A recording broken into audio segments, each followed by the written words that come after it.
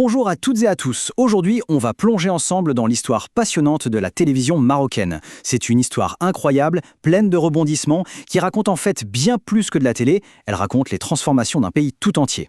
Alors, voilà notre programme. On va commencer par les tout débuts, avec une histoire méconnue. Ensuite, on verra comment l'État a tout contrôlé pendant des décennies avant l'arrivée d'une chaîne privée qui a tout changé pour finalement changer elle-même. Puis on s'intéressera à la grande bataille pour l'audience avant de voir à quoi ressemble la télé marocaine aujourd'hui. C'est parti. Allez, on remonte le temps.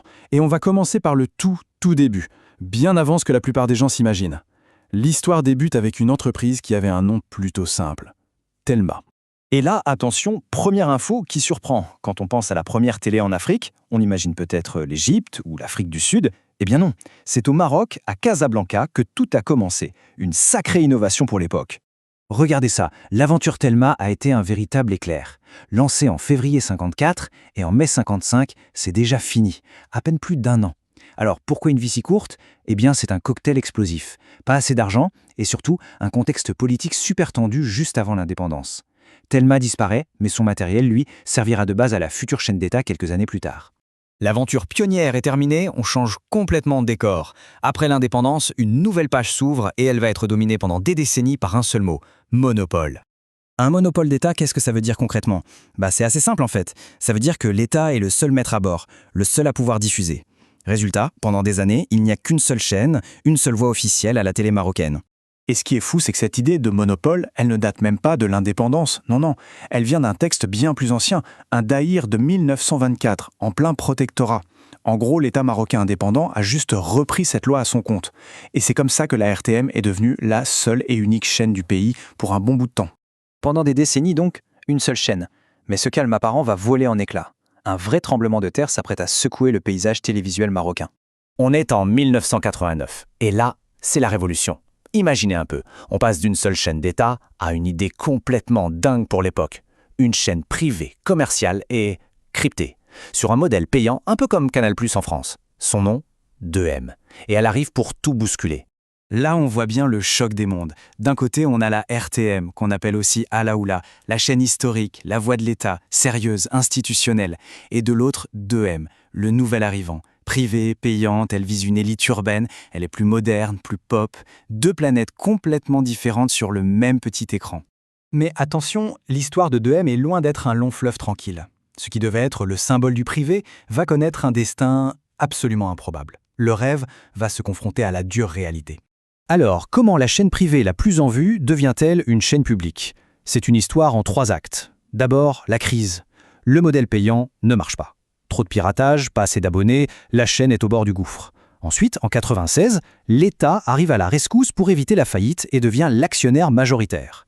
Et là, coup de théâtre, en janvier 1997, 2M arrête de crypter son signal. Elle devient gratuite, accessible à tout le monde. C'est un virage à 180 degrés. Ce chiffre, il dit tout. 70%. L'État prend massivement le contrôle. C'est quand même assez ironique, non ?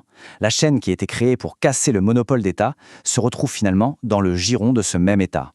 Bon, maintenant on a 2 grandes chaînes publiques, mais très différentes dans leur ADN. Alaoula, l'historique, et 2M, la nouvelle. Une vraie bataille pour capter l'attention des Marocains commence.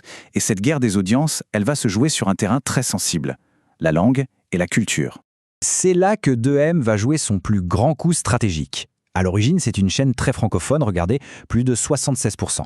Mais après 2006, la loi change et impose 70% de programmes en langue locale. Et là, 2M prend un pari énorme. Elle va parler comme les Marocains de tous les jours, elle va miser à fond sur la darija. Évidemment, ce choix, ça ne plaît pas à tout le monde. Loin de là, ça déclenche une énorme polémique. Cette citation le montre bien. Détruire les valeurs et la morale. Les mots sont très forts. L'idée de doubler des telenovelas mexicaines ou des feuilletons turcs en darija, pour certains, c'était une menace culturelle. Un pari très osé. Pari osé, oui. Mais est-ce que ça a marché ? Oh que oui. Les chiffres d'audience sont la meilleure réponse. Regardez ce top des programmes entre 2011 et 2012. En tête, une série turque doublée en darija, avec presque 7 millions de téléspectateurs.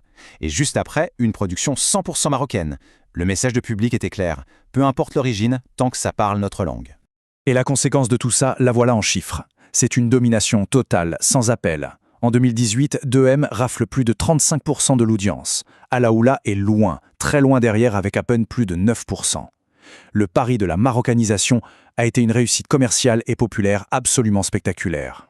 Alors, où en est-on aujourd'hui? Après cette grande bataille, le paysage a encore évolué. On est entré dans une nouvelle phase, celle de la consolidation, du regroupement. La guerre entre 2M et Alaoula, c'est du passé. En fait, aujourd'hui, elles sont dans la même équipe.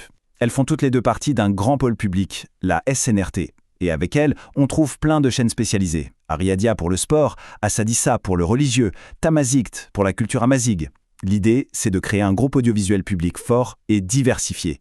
Tout ce parcours, de l'échec de Telma à ce grand pôle public d'aujourd'hui, est vraiment incroyable. Mais un nouveau défi, un défi gigantesque se présente.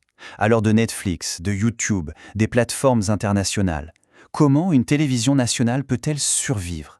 Comment peut-elle encore innover, rassembler et raconter une identité unique? C'est la grande question pour l'avenir.